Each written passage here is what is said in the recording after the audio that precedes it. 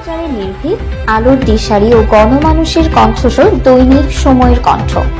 পাঠকদের কাছে আস্থা ও ভরসার প্রতীক। প্রতিদিনের গুরুত্বপূর্ণ ও সর্বশেষ খবরের আপডেট। আপনার কথা বলতে আপনার নাম কি? লাবু বাড়ি কোথায়? বাসা এদিকে।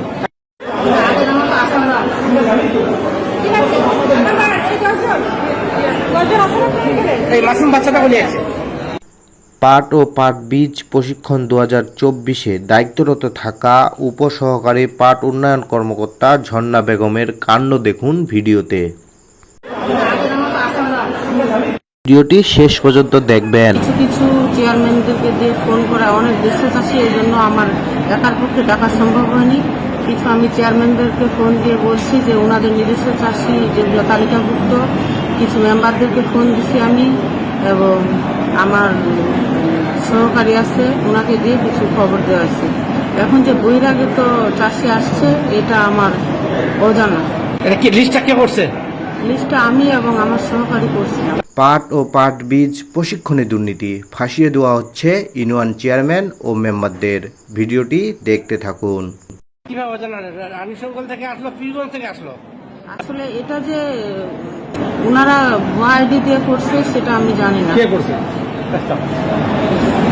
এটা কে করলো?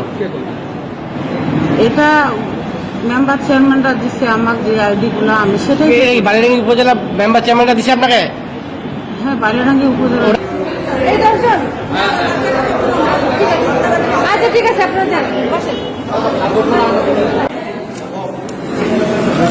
হ্যাঁ, এই দেখেন বাড়ি কোথায়?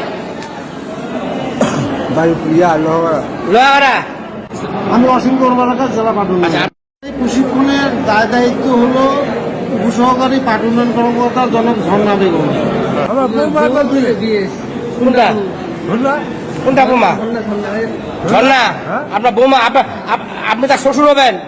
ওই অফিসার কিছু অর্থ, বস্ত্র ও প্রশিক্ষণের জন্য পীরগঞ্জ থেকে নিজের শ্বশুরকে নিয়ে এসেছে বালিয়াডাঙ্গি উপজেলায়।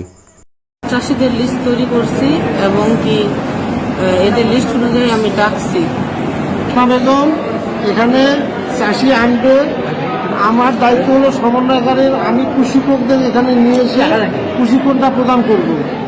যদি এই উপজেলার বাইরে কোনো লোক এসে থাকে তার দায়িত্ব ঝর্ণা বেগমকে বহন করতে হবে। ঠাকুরগাঁও জেলা পাট উন্নয়ন কর্মকর্তা অসীম কুমার মালাকার জানান, আমি বিষয়টি আমার ঊর্ধ্বতন কর্মকর্তাকে জানাবো।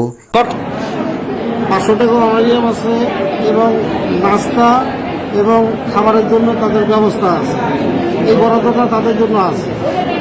আর হলো তাদের জন্য চটের ব্যাগ আছে, খাতা আছে, কলম আছে।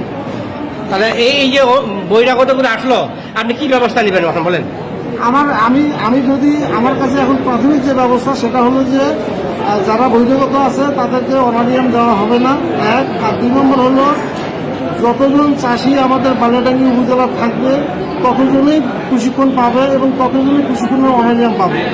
আর যদি কেউ অনুপস্থিত থাকে সেই অনুপস্থিতটা 2টা ওয়ে আছে, একটা হলো টাকা ফেরত দেওয়া, আর একটা ওয়ে আছে হলো আর একবার প্রশিক্ষণের ব্যবস্থা করা। এটা কে করলো? এটা মেম্বার চেয়ারম্যানরা দিচ্ছে আমার যে আইডি গুলো, আমি সেটাই। এখন আমি যেটা ব্যবস্থা নেব তার এই অনিয়মের কথা আমি